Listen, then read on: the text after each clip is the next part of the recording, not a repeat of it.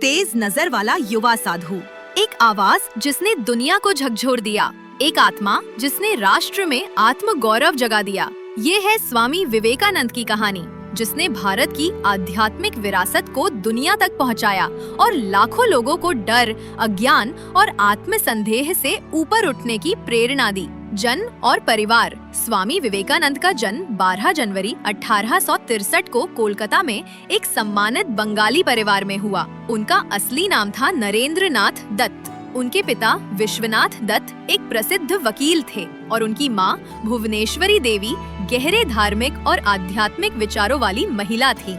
बचपन से ही नरेंद्र नाथ की बुद्धि तेज थी, मन स्वतंत्र था और दिल करुणा से भरा हुआ। बचपन और शिक्षा। नरेंद्र नाथ जिज्ञासु और ऊर्जावान बालक थे। वे हर चीज पर सवाल करते थे, धार्मिक परंपराओं से लेकर सामाजिक मान्यताओं तक। उन्होंने पश्चिमी दर्शन और विज्ञान का अध्ययन किया, लेकिन साथ ही भारत की आध्यात्मिक परंपराओं से भी गहरा जुड़ाव रखा।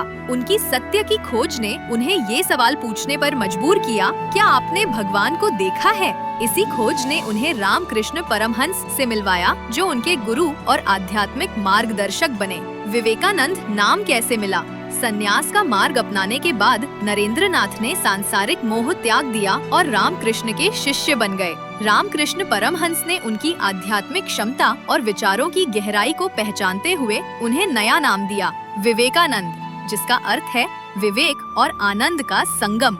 ये नाम उनकी उस यात्रा का प्रतीक बना जिसमें वे ज्ञान, सेवा और करुणा के साथ सत्य का प्रचार करना चाहते थे। आध्यात्मिक यात्रा। रामकृष्ण की शिक्षा से प्रेरित होकर नरेंद्र नाथ स्वामी विवेकानंद बन गए। वे भारत भर में घूमे, लोगों की समस्याएं, गरीबी और सामाजिक अन्याय को समझा, लेकिन उन्होंने भारत की आध्यात्मिक ताकत और सहनशीलता को भी देखा। उनकी यात्रा का संदेश स्पष्ट था, गरीबों की सेवा करो, शिक्षा फैलाओ और हर व्यक्ति के भीतर छुपे दिव्यत्व को जगाओ। दुनिया तक पहुंचना। 1893 में विवेकानंद अमेरिका पहुंचे और Parliament of the World's Religions में भाषण दिया। उन्होंने अपने भाषण की शुरुआत की, sisters and brothers of America, और दुनिया के लोगों का दिल जीत लिया। उन्होंने सहिष्णुता, विश्व बंधुत्व और प्राचीन भारतीय ज्ञान का परिचय दिया। इस भाषण ने भारत की आध्यात्मिक विरासत को पूरी दुनिया में पहुंचाया। समाज के लिए योगदान। स्वामी विवेकानंद ने रामकृष्ण मिशन की स्थापना की, जो शिक्षा, स्वास्थ्य सेवा, आपदा राहत और आध्यात्मिक प्रशिक्षण का केंद्र बना। उन्होंने युवाओं को साहसी, आत्मनिर्भर और सेवा भाव से प्रेरित किया। उनकी शिक्षाएं नेताओं, सुधारकों और आम लोगों के लिए नई दिशा बन गईं, जो आध्यात्मिकता और सेवा से समाज का उत्थान कर सकती है। विवाह और व्यक्तिगत जीवन। स्वामी विवेकानंद ने ब्रह्मचर्य और संन्यास का मार्ग चुना। उन्होंने अपना पूरा जीवन सेवा, ध्यान और मानवता के लिए समर्पित कर दिया। उन्होंने विवाह नहीं किया और संतान नहीं हुई, लेकिन उनकी प्रेरणा आज भी लाखों लोगों के जीवन में जीवित है। अंतिम वर्षों और निधन। दुनिया भर में अपने विचार फैलाने के बाद भी वे लगातार समाज सेवा और आध्यात्मिक शिक्षा में लगे रहे। कमजोर स्वास्थ्य के बावजूद उन्होंने कभी हार नहीं मानी। 4 जुलाई 1902 को सिर्फ 39 वर्ष की उम्र में बेलूर मठ कोलकाता में उन्होंने शांतिपूर्वक इस दुनिया को विदा कहा। उनकी मृत्यु भले ही हो गई, लेकिन उनका मिशन और विचार आज भी करोड़ों लोगों की प्रेरणा बने हुए हैं। विरासत और प्रभाव। स्वामी विवेकानंद का प्रभाव सीमाओं से परे, समय से परे है। उन्होंने सिखाया कि असली ताकत भीतर से आती है।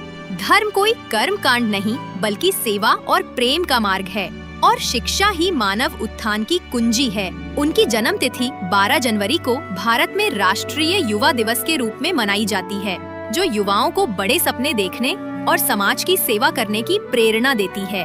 भारत और दुनिया भर में उनकी याद में कई स्मारक, संस्थान और प्रतिमाएं बनाई गई हैं। उनमें सबसे प्रसिद्ध है विवेकानंद रॉक मेमोरियल, कन्याकुमारी, जहां उन्होंने ध्यान लगाया और राष्ट्र जागरण का संकल्प लिया।